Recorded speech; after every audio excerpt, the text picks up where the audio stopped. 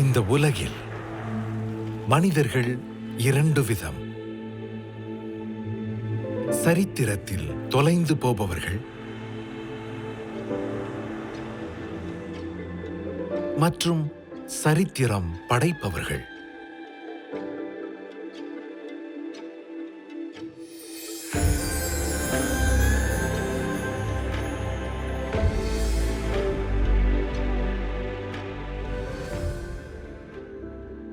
தென்னிந்தியாவின் சென்னை நகரில் எளிய குடும்பத்தில் இளைய மகளாக பிறந்தது ஒரு குழந்தை.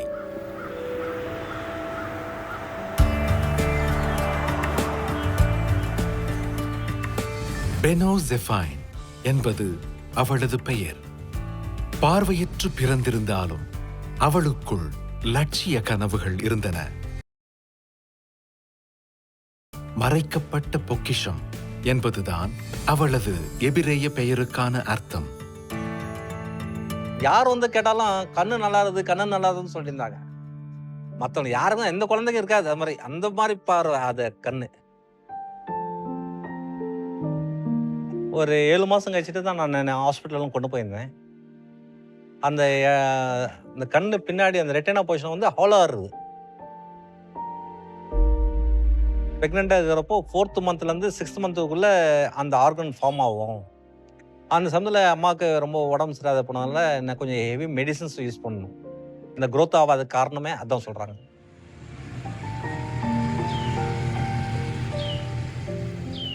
ரொம்ப கொஞ்சம் ஸ்டார்டிங்கில் கொஞ்சம் வருத்தமாக இருந்தது.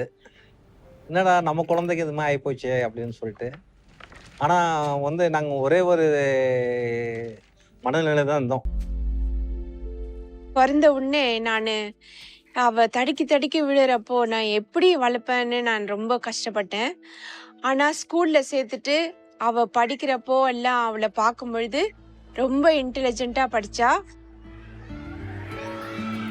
பெனோ தனது 4வது வயதில் சென்னையில் உள்ள லிட்டில் ஃப்ளவர் கான்வென்ட்டில் மழலையர் வகுப்பில் சேர்ந்தாள். அவகிட்ட நிறைய ஆர்வம் இருந்தது. புது விஷயங்களை தெரிஞ்சுக்க ரொம்ப ஆசைப்பட்டா. எங்க பள்ளியில அவ கம்ப்யூட்டர் சயின்ஸ் கத்துக்கிட்டா.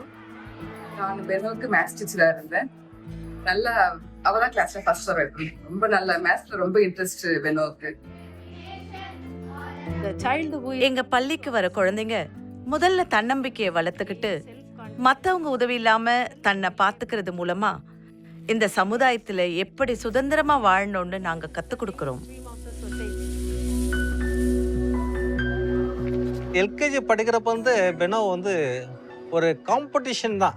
எந்த சப்ஜெக்ட் கொடுத்தாலும் நல்லா படிச்சுட்டு ஃபஸ்ட்டு மார்க் வாங்கணும் அப்படி தான் ஒரு எய்ம் பண்ணி வந்ததா. சரி, நான் 8th 9th 10th culture programs இதெல்லாம் வந்து ஃபஸ்ட்டு நிற்பா.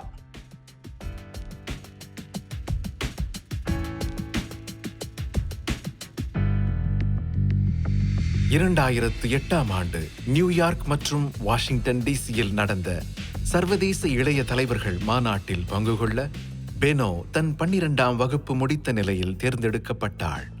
இந்த வாய்ப்பின் மூலம் பெனோ இன்னும் பெரிதான எதையோ சாதிக்கப் போகிறாள் என்பது உறுதியாகிறது. குளோபல் யங் லீடர்ஸ் கான்ஃபரன்ஸில் வந்து அட்டம் பண்ணுறப்போ கிட்டத்தட்ட 405 பேர் வந்தாங்க பசங்க. அதெல்லாம் நார்மல் பசங்க. பெனோ வண்டி தான் ஷி வாஸ் பிளைண்டு. அந்த பசங்களோட பெனோ தான் கேள்வி கேட்குறது செய்கிறது. அந்த கெஸ்ட் யாரும் வந்தாலும் கேள்வி கேட்குறது. எல்லா சப்ஜெக்ட்லையும் வந்து ரொம்ப நல்லா இது பண்ணுவாள். ஒரு எடுத்துக்காட்டா சொல்லணும்னா அவ இயல்பாவும் நேர்மையாவும் இருந்ததுனால மத்த மாணவிகளோட ஆதரவு அவளுக்கு நிறையவே இருந்தது. எப்பவும் எல்லாரும் அவளை சுத்தியே இருப்பாங்க. அவ எப்ப எதை சொன்னாலும் அதை அவங்க ஆதரிப்பாங்க. எப்ப அவளோட யோசனைகளையும் அடையாளங்களையும் மத்தவங்க ஏத்துக்க தொடங்கினாங்களோ அப்பவே அவளுக்குள்ள தலைமை தாங்குற தகுதி இருக்குன்னு நான் புரிஞ்சுக்கிட்டேன். very very self confident. அவ ரொம்ப தன்னம்பிக்கையோட இருந்தா. தொலைநோக்கு பார்வை இருந்துச்சு. தலைவனா இருக்கிறவனுக்கு முதல் தகுதியே தான் யாருன்னு தெரிஞ்சுக்கணும், தன் இலக்கு என்னன்னு தெரிஞ்சுக்கணும். தன் எதிர்காலத்தை பத்தி அவ எடுத்த முடிவு அவளுக்கு சமுதாயத்தின் மேலேயும் மக்கள் மேலேயும் உள்ள அக்கறையை காட்டுதுன்னு நினைக்கிறேன். பெனோ 10ஆம் வகுப்பு முடித்த போதே சிவில் சர்வீசஸ் போட்டித் தேர்வை எழுத வேண்டும் என்ற எண்ணம் அவளுக்குள் தோன்றியது. நீ எங்க இருந்தாலும் உனக்கான தனித்துவமும் தலைமை தாங்குற தகுதியும் உன்கிட்ட இருக்குன்னு எல்லாரும் சொல்லுவாங்க. விழிகளின் பார்வை இல்லை என்றாலும் தொலைநோக்கு பார்வை உண்டு. அது நான் இந்திய ஆட்சி பணியாளர் ஆக வேண்டும். இந்த வரிகள் தான் எனக்கான உத்வேகத்தையும் தூண்டுதலையும் கொடுத்துச்சு. சிவில் சர்வெண்டாக தேர்ச்சி பெறுவதென்பது இமயத்தை ஏற முயற்சிப்பதை போன்றது. அதில் வெற்றி பெற முழு கவனமும் மன உறுதியும் விடாமுயற்சியும் தேவை. யூனியன் பப்ளிக் சர்வீஸ் கமிஷன் அரசு ஊழியர்களை வேலைக்கெடுக்கக்கூடிய சிவில் சர்வீசஸ் தேர்வு மூலமா 23 சேவைகளுக்கு அவங்க ஆள் எடுப்பாங்க. நம்ம நாட்டிலேயே ரொம்ப கௌரவமான மதிக்கப்படக்கூடிய சேவை இது. சிவில் சர்வீசஸ் என்பது இந்திய குடியரசின் நிரந்தர நிர்வாக அமைப்பாகும்.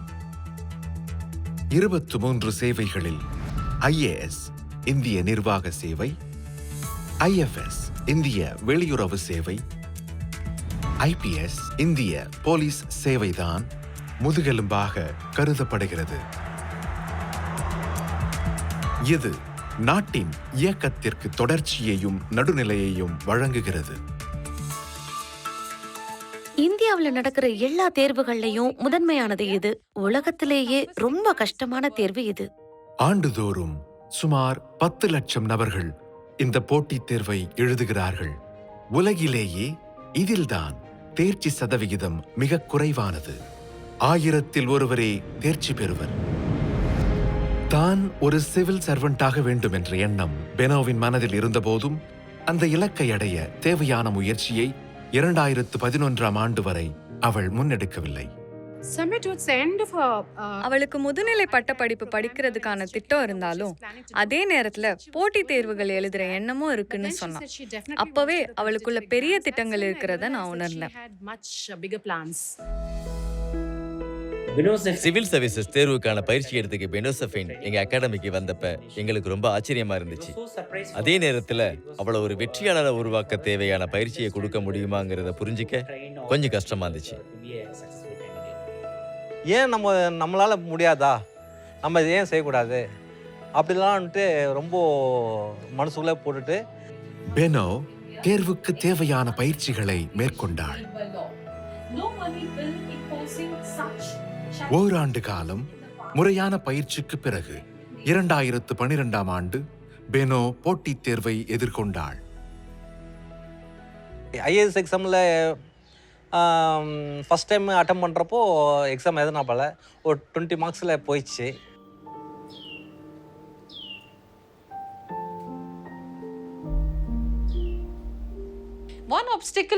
இப்ப நினைச்சு பார்த்தாலும் அப்ப எனக்கு தடையா இருந்தது சிவில் சர்வீஸ்க்கு தேவையான எந்த புத்தகமோ பிரெயில் வடிவிலையோ ஒளி வடிவிலையோ இல்ல.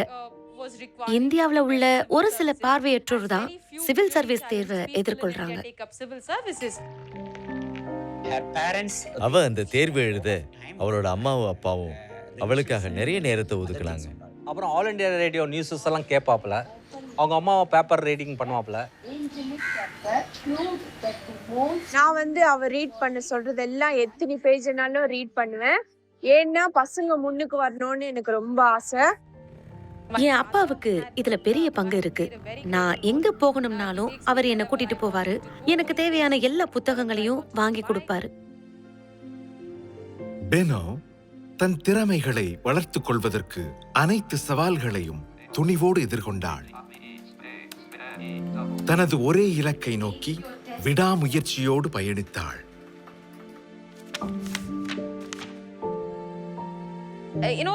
ஒருத்தர் வெற்றி அடையும் போது அவங்க அந்த இலக்கை அடைஞ்சதும் நான் எல்லாத்தையும் முடிச்சிட்டு என்ன சொல்லுவாங்க.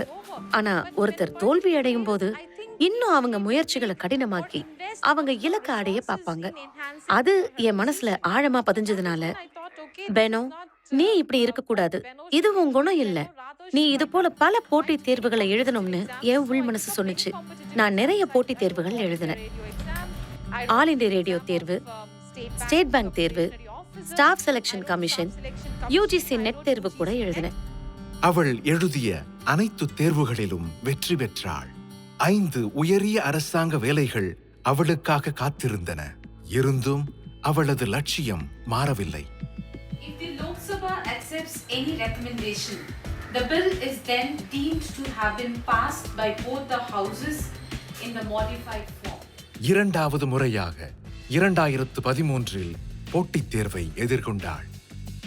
அதில் 1122 நபர்களில் 343வது தரவரிசையில் பெனோ தேர்ச்சி பெற்றாள்.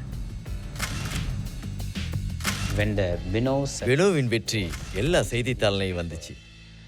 அந்த செய்தி வந்து அடுத்த நாளே கிட்டத்தட்ட 100க்கும் அதிகமான மாணவர்கள் எங்களோட அகாடமியில சேர முன் வந்தாங்க. இந்த பெருமையெல்லாம் பெனோ சஃபேனை தான் சேரும்.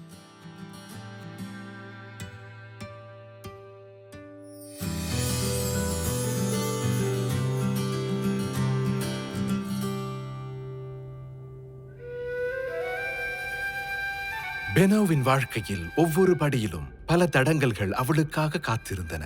போட்டித் தேர்வில் வெற்றிகரமாக தேர்ச்சி பெற்ற போதும் அவளின் சோதனைகளுக்கு ஒரு முடிவு தென்படவில்லை. என்னுள்ளே என்னுள்ளே பல மின்னல் ஏழும் நேரம், எங்கெங்கோ எங்கெங்கோ என் எண்ணம் போகும் தூரம். போஸ்டிங் வந்து எங்களுக்கு கொஞ்சம் வராது இருந்தது. ஏன்னா பிகாஸ் ஷி வாஸ் விஷுவலி இம்பேக்ட்னால கொஞ்சம் அந்த இது தர முடியாது சொல்லிட்டு சொன்னாங்க. கிட்டத்தட்ட ஒரு 4-5 இன்டர்வியூ நடந்தது டெல்லியில். எக்ஸ்டர்னல் அஃபேர்ஸ் மினிஸ்ட்ரியில் வந்து ஆஃபீஸர்ஸ்லாம் ஒரு இன்டர்வியூ கண்டக்ட் பண்ணி நான் எப்படி பெர்ஃபார்ம் பண்ணுவேன், எந்த கண்ட்ரீஸ்க்கு நான் அசைன் பண்ணாலும் நான் போவேனா, அதுக்கப்புறமா வந்து நான் என்ன மாதிரியான டெக்னாலஜி யூஸ் பண்ணி நான் வந்து என்னோட டே டு டே ஆக்டிவிட்டீஸை பெர்ஃபார்ம் பண்ணுவேன், இந்த மாதிரியான கேள்விகள்லாம் கேட்டாங்க. நார்மல் பீப்புளோட பெனோவனால என் பொண்ணுனால அல்ல முடியும் அப்படின்னு சொல்லிட்டு ப்ரூஃப் பண்ணோம்.